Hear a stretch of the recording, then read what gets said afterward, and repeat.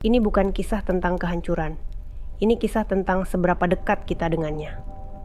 Malam ini, Kata dan Kisah mengajakmu menyaksikan sebuah cerita yang mungkin lebih nyata dari yang kita kira. Selamat menikmati Bintang Jatuh.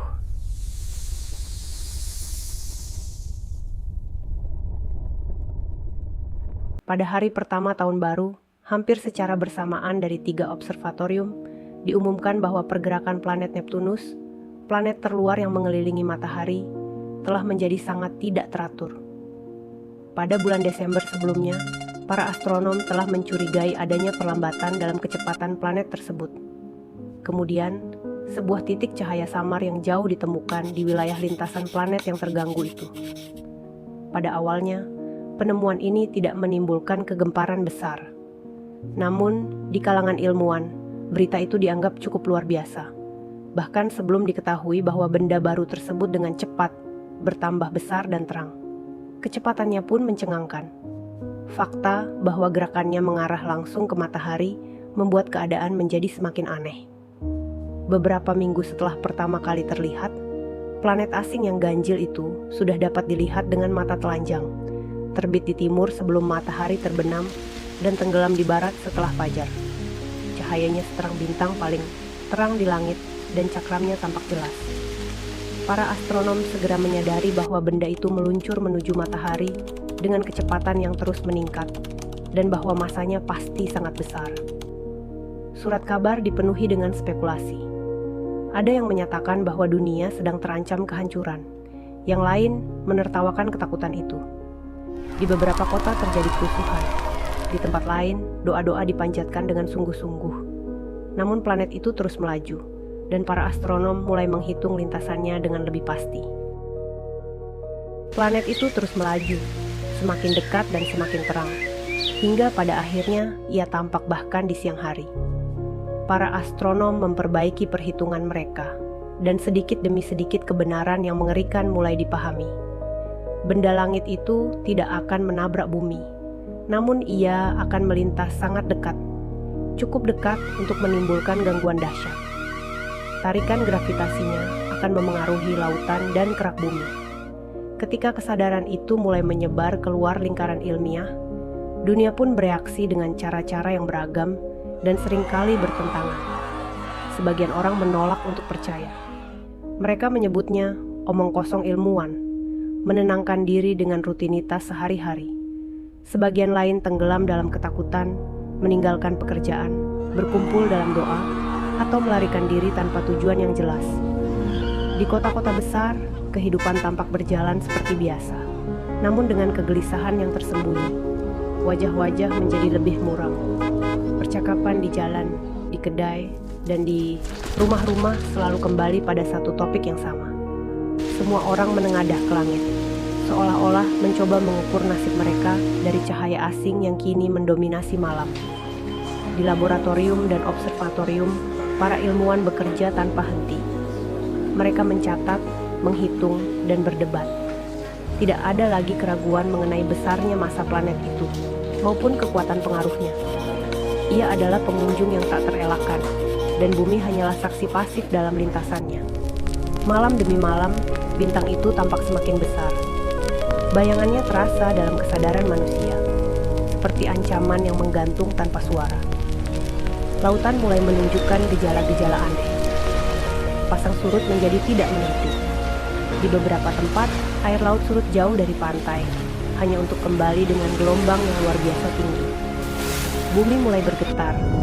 Gempa kecil terjadi di berbagai wilayah, seakan-akan planet ini sedang menarik dan melepaskan cengkeraman raksasanya secara perlahan. Namun kehidupan tetap berlanjut. Keras kepala, rapuh, dan penuh harapan. Bahkan ketika tanda-tanda kehancuran semakin jelas. Saat planet asing itu mendekat ke titik lintasan terdekatnya dengan bumi, dampaknya menjadi semakin nyata dan semakin mengerikan. Lautan bangkit melampaui batas-batas yang pernah dikenal manusia. Di banyak wilayah pesisir, air laut naik dengan kekuatan yang tak tertahankan, menyapu pelabuhan, rumah, dan kota-kota rendah. Gunung-gunung tampak berguncang. Tanah retak dan terbelah. Di berbagai belahan dunia, bumi terjadi dengan kekerasan yang belum pernah tercatat sebelumnya. Bangunan runtuh, jalan-jalan terbelah, dan manusia berlarian dalam kepanikan yang sia-sia. Langit malam berubah menjadi pemandangan yang mengerikan sekaligus agung. Planet itu kini tampak sebagai cakram raksasa yang menyala, memenuhi sebagian besar cakrawala. Cahaya anehnya menyinari bumi dengan warna yang tidak biasa, membuat bayangan tampak tajam dan asing. Bagi banyak orang, malam itu adalah malam terakhir mereka. Di kota-kota besar, kebakaran menyala di mana-mana. Sistem yang menopang peradaban, listrik, komunikasi, transportasi, runtuh hampir seketika. Kekacauan meluas dan tatanan sosial hancur dalam hitungan jam. Hukum dan kekuasaan kehilangan arti ketika manusia dihadapkan pada kekuatan yang jauh melampaui kendali mereka. Namun di tengah kehancuran itu, tidak ada satupun benturan langsung antara bumi dan planet asing tersebut. Ia hanya lewat, tak terpengaruh, dan tak peduli. Gravitasi raksasanya mencengkeram bumi sejenak, lalu melepaskannya. Ketika titik terdekat itu terlewati, bintang tersebut melaju terus, menjauh dari bumi dan menuju matahari. Perlahan, dampaknya mulai berkurang. Gempa melemah, lautan surut, meninggalkan puing-puing dan mayat di tempat-tempat yang sebelumnya adalah daratan aman. Bumi, yang terluka parah namun tidak hancur sepenuhnya, mulai menetap kembali ke lintasan lamanya. Hari-hari berlalu, dan perlahan-lahan bumi mulai tenang. Lautan kembali ke batas-batasnya yang lama. Getaran tanah mereda, dan langit kembali gelap sebagaimana mestinya pada malam hari. Bintang itu kini hanya tampak sebagai cahaya yang semakin redup, hingga akhirnya menghilang sama sekali dalam silau matahari. Di mana-mana terlihat tanda-tanda kehancuran. Kota-kota besar menjadi puing-puing. Negeri-negeri pesisir lenyap atau berubah bentuk. Jutaan manusia telah mati, dan jutaan lainnya hidup dengan luka, baik pada tubuh maupun pada ingatan. Namun manusia adalah makhluk yang keras kepala. Mereka yang selamat mulai membersihkan reruntuhan, mendirikan tempat tinggal sementara, dan berbicara tentang masa depan. Peradaban, meski terpukul hebat, tidak punah. Perlahan-lahan, manusia kembali bekerja, kembali berharap, dan kembali melupakan betapa dekatnya mereka dengan kehancuran total. Kehidupan, seperti sebelumnya, menemukan cara untuk berlanjut. Tamat. Pada akhirnya, dunia tidak benar-benar berakhir. Ia hanya berubah. Manusia kembali berdiri, kembali bekerja, kembali bermimpi. Karena begitulah kita, selalu menemukan cara untuk melanjutkan. Saya jadi teringat sebuah kata-kata singkat, namun sangat indah.